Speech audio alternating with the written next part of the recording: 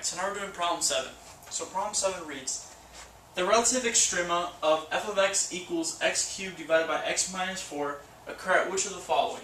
So we want to look for the relative maxima, or maxima, at x equals something, and relative minimum, or minima, at x equals something.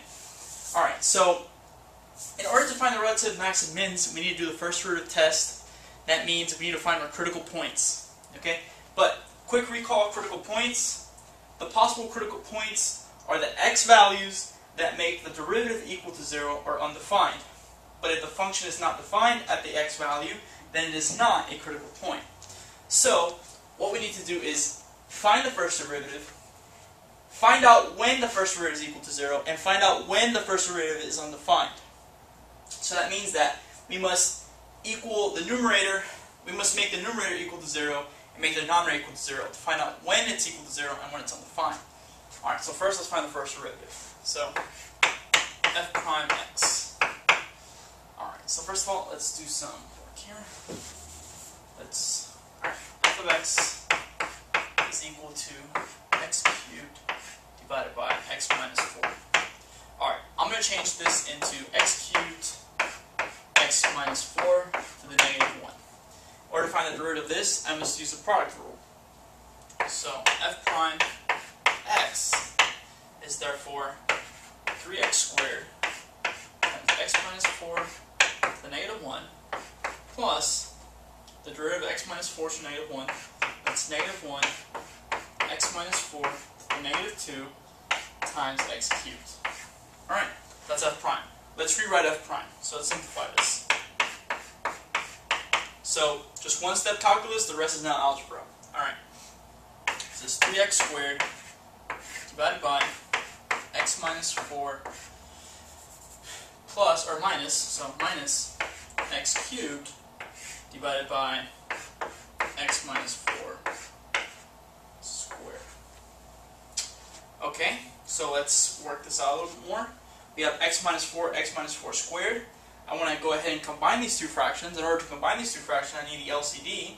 So this guy right here, it's missing an x minus 4, so I got to multiply the numerator and the denominator by x minus 4 to get an x minus 4 squared here. So therefore, f prime of x is equal to 3x squared times x minus 4 minus x cubed, all that divided by the LCD that we just found, x minus 4 squared. Alright. Let's do a little bit more. Let's go ahead and distribute this and simplify. So finally, f prime x is equal to 3x squared times x is 3x cubed minus an x cubed is 2x cubed. So we have 2x cubed. And then we have 3x squared times minus 4, that's minus 12x to the squared. Alright, and that's all divided by x minus 4 squared. X minus 4 squared. Alright, so now we have our first derivative. Now we want to go ahead and equate this to 0, so we want to find a critical point, so we need to make the numerator equal to 0 to find out when it's 0, and we need to find when it's undefined, so we need to make the denominator equal to 0 as well. So then, 2x cubed minus 12x squared equal to 0, and x minus 4 squared is equal to 0. Okay, so let's solve this one. Go ahead and factor out an x squared and a 2. So we have 2x squared left with x minus 6, and that's equal to 0. Therefore, x is equal to 0, and x is equal to 6. And here, we solve this, we get x equals to 4. Okay. So, these are our possible critical points. Now you want to go ahead and make this equal to 0. Or sorry, now you found these critical points, you want to go ahead and see if they're defined. So define at the original function. So f of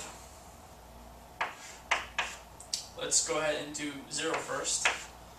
Is 0 defined? Yes, that's 0. What else do we have here? We have 6. So 6. Is 6 defined?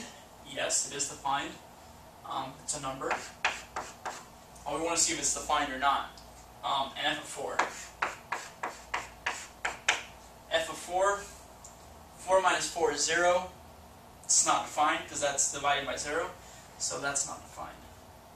Does not exist. Alright, so let's scratch that out. So we only have 0 and 6 as our critical points. Okay? So once we have that, let's go ahead and erase this. I can write that down. The important information is that we have our critical points. So therefore,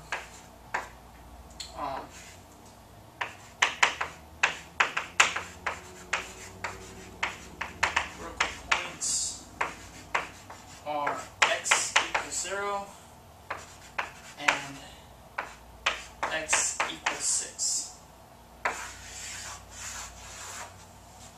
Alright.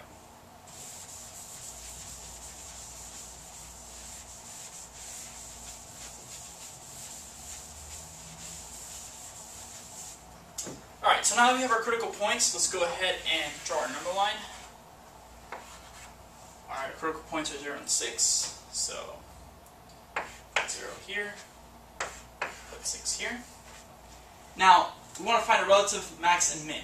So we want to see if this is increasing, decreasing, increasing, or what's happening in between here. So how do we do that? We get a test point. So -1, we get -1. I'm going to get 1, and I'm going to get 7 as our test points. So now with our test points, we're going to go ahead and plug in the test points into the first derivative. So our first derivative is right here. So plug the test points, and we want to see, we don't care about the number, we just want to see if it's negative or positive. So I want to simplify this a little bit more. Let's go ahead and factor out the 2x squared left with x minus 6. And we have an x minus 4 squared. So I'm going to go ahead and plug them in here. So f prime of -1. Alright, so f prime of -1. So testing test points.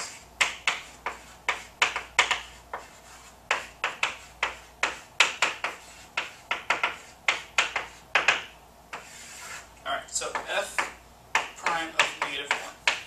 So f prime of -1 is what? We have 2 to the -1, that's going to be a positive, right? -1 minus 6, that's a negative. A negative times a positive is a negative. And then down here we have -1 minus 4, but that's always squared, so this is always going to be positive. So a negative divided by a positive is negative. So it is a negative number. If it's a negative number, that means this is decreasing. So we have a negative slope, it's decreasing. So f prime now at my other test point, 1. So come back here, plug 1. We get 1 minus 6, that's a negative number. That's a positive number. Negative times positive is negative. And down here it's always positive. So negative divided by positive is another negative number. It's a negative number. Alright. Last but not least, f prime of 7. Well, that means this is also decreasing. Alright. F prime of 7. Plug in 7. 7 minus 6, positive number. 7 squared times 2, positive number. And that's a positive number. So positive divided by positive is positive. So we have a positive number. So therefore, this is increasing. Alright. So if you look at this, this is decreasing, and this comes from decreasing to increasing. So there's a minimum right here at x equals 6. Because in order for this to decrease and then increase, it must do something like this. So we know it's a minimum, but there's no maximum here. So a relative minimum is at x equals 6, and at x equals nothing, so it does not exist. Because there is no maximum. So relative minimum is at 6, and relative maximum does not exist.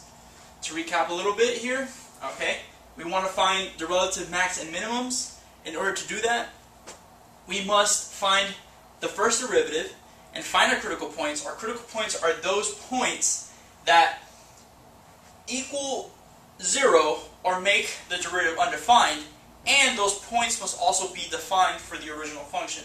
If they're not defined, then they're not critical points. So we found one point here, x equals 4, that's not defined in our original function.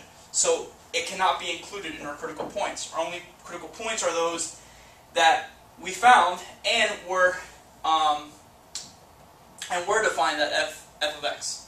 Okay, so once we have those points, we draw our number line. We go ahead and pick test points. I picked -1, 1, and 7. We evaluated those test points into our first derivative, and here we're just looking at if it's increasing or decreasing. Because we know if it's decreasing and increasing, we have a minimum. If it's increasing and decreasing, we have a maximum.